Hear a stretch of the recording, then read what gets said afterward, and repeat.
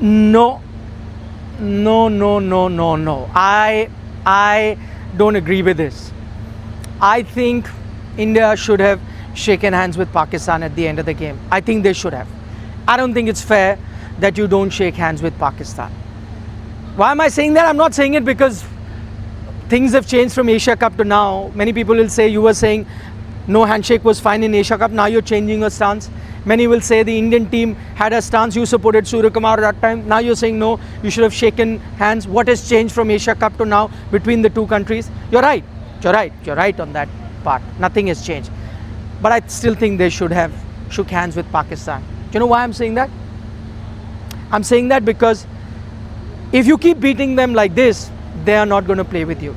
They are not going to play with you at all. Boycott threat you got this time. Next time it will definitely be a boycott. No matter what you give them, whatever you give Bangladesh, no matter what you do, that boycott is going to happen. Because you cannot be beating them with this much consistency. And if you're beating someone with this much consistency, then sometime if you just shake their hands, mollycoddle them a bit, make them feel a bit nice, maybe they'll come back to play you. And maybe once again, you can beat them. Now you beat them also, you don't even shake hands, and you walk away smiling like is, walk in the park. Then do you think they're going to come and play you? I don't think so. That is the difference between the two teams. You would like it or not, we can build up this contest as much as we'd like. And I also built it up. I'm not saying you guys did. We're also responsible in the media to build it up because, there are emotions. There are emotions between the two countries. There's a history. Of course, whatever happened off the field added to it. So the build-up was there. Build-up was there from our side as well. Build-up was there from fans as well. Build-up was there from ex-players, experts as well. Why? Because of the context. But quite frankly, no matter how much you build this up, no matter how much hype you give, the fact of the matter is it's not a contest. It's a no contest. There is no match between the two teams, and there is a huge difference, a huge gulf in skill levels. You can talk about temperament, that's also there. You can talk about circumstances. You can talk about conditions. This team has acclimatized, that team has not. This team is playing this 11. This team has these many spinners. This is a mystery spinner. That batter can do something. Records are to be broken. You can come up with whatever you like. Fact of the matter is, Indian skill level here, Pakistan skill level here, and just look at the bench strength as well. I am of the belief if you were to play Indian B team, and listen, don't treat this as arrogance. I'm not trying to be arrogant, honestly. For those of you who follow our coverage here on Sports Today, know that we try to be as balanced as possible. We try and talk about the game and not be bombastic and indulge in hyperbole. That's not what we try to do. I try to keep it objective, straight, simple, and I'm trying to keep it objective even now. This is a fact. If you had played another second string Indian team, even that will beat Pakistan consistently. That's the difference. That's where Indian cricket is at the moment, and that's where Pakistan cricket is at the moment. Before this game started, I was saying 75-25. Some of you said, you're being arrogant. A lot of experts were saying, no, now it's going to be close. It's no more the gulf. I don't know what prompted them to say that. I, in fact, asked Harbhajan Singh on one of our interviews because he said 50-50. I asked him what. So he said, the spinners, there's a bridging of gap, Asia Cup final. People are looking at it, but I firmly believed in 75-25. I believe in that now as well. Now, after this win, it's a massive win. 61-run win on a low-scoring ground. 61-run win on a low-scoring ground. I keep saying it's like an innings defeat. So, why I also give that 25? Many will say don't even give 25 because I would give 25 to anyone. I would give 25 if, even Zimbabwe was playing India. Zimbabwe beat Australia that day. No disrespect to them, but I know, when you play Zimbabwe, you say, oh, big difference between the two teams. I would give them also 25 because in T20 cricket, anything can happen. Any team that India plays, I'll give 25. But I'll give India 75, right? Some other teams I'll give 30, 40, 45% as well. But Pakistan, I'll put in that category 25% because they cannot beat India. Can you beat just on blessings? Can you beat just on hype? Can you just beat on talking and analysis? You can't, right? At the end of the day, you got to have the skill level to execute it. Pakistan can come and try and bat like this, and Saibzada Farhan can say, I'll hit sixes. Everyone will try to hit sixes. You can come with any intent. You have to have the skill to execute it. No, they don't have the skill. It's a fact. Even if they're Pakistanis listening, I don't want you to be offended. I'm only, spitting facts. It's the reality. Just because I think, okay, it's 175, I'll bat them out, I'll maximize the power play, I'll hit Bumrah. You can have those thoughts in your head. Even I can think that I'll go and hammer Usman Tariq for 6 sixes. I can think about it, but doing it is a completely different skill. And at the moment, skill is what they don't have. But that's not the only reason why there is a big difference between the two teams. I think Pakistan today could have done slightly better had they taken some right calls, and this is where, I told you about the difference in skill. I'll also talk about difference in temperament, and temperament also means handling pressure and also taking right decisions under pressure. That's all part of the temperament. So where is it that they faltered today? At the toss. I said it as soon as the toss happened. I put a tweet out. I could not believe for the life of me. I thought it was an important toss to win. A lot of you had asked me, I'd said it in my preview, that most of the times India like to chase, but on this pitch, if they win the toss, I would want India to bat first. I'm glad to note Surya Kumar Yadav also had the same thoughts. He said it at the toss. Everyone knows what to do here after you win the toss. 3 matches had happened before this, on this very ground in this tournament. All 3 were won by teams that batted first. Even a night game. So it's not just day games. You knew everything, yet you win the toss, you say we'll chase. Who thought of that?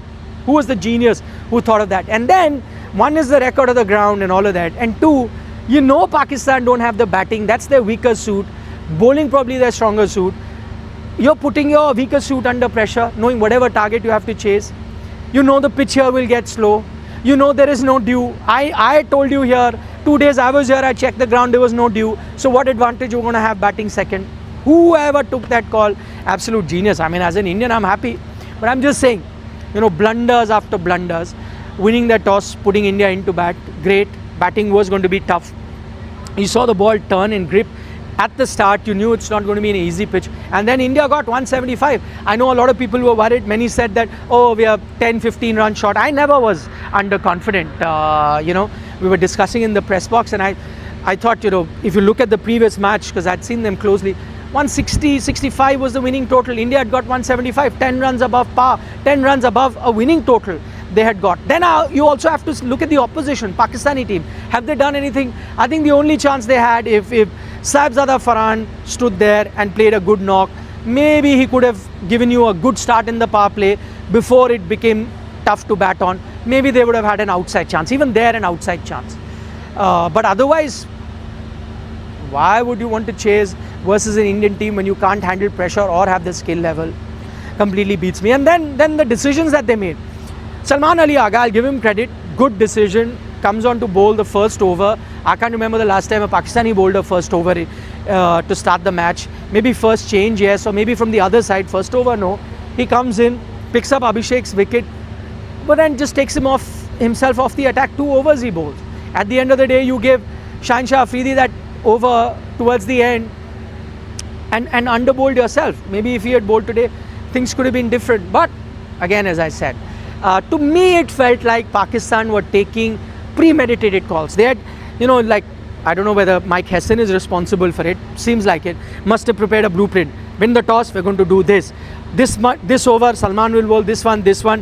Usman Tariq will only come after that 10 over. It was decided. You didn't see the situation. You didn't see what was happening. Pre-decided plans. You didn't react to what the situation was. And T20 cricket doesn't work like that. You need to be on your toes, making decisions according to what the game situation is, who's batting, who's not. Take that call and then go through. That is where they were found wanting. India, on the other hand, Ishan Kishan. I mean, what a knock he played today. I think he would have even gotten 100 today. Got that bit of a cramp there. That hamstring area was having a bit of trouble. We saw him in the past. After he took that injury timeout, then you realize he's not going to run, only try and hit, and in that he got out. Otherwise 100 was for the taking. But his 77 runs on a pitch which was so tough to bat on, you saw the ball turn and grip, get 77 at a strike rate of 192. I mean, it is a knock to be saluted. It's no less than 100. One of the finest knocks you can get on a pitch like this. Once he got you those runs, you had a bit of a stutter, which I told you earlier. I'm glad to know that the Indian team changed their philosophy as well. I kept saying that full attack mode should not be used here. attack in the power play, then consolidate, then attack towards the end. That should be India's template. I'd said in my preview.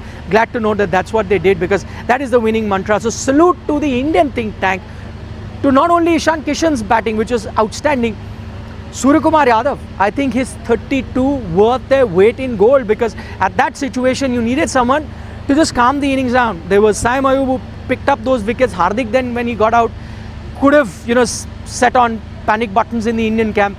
But his 32, calm, collective, took some fours without taking any risk, and that's what you needed from the captain. So I think the Indian team had done well to assess.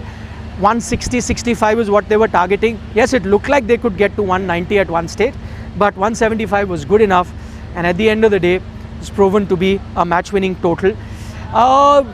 This game is done, but for Indian fans, I'd like to say this is not the be-all and end-all.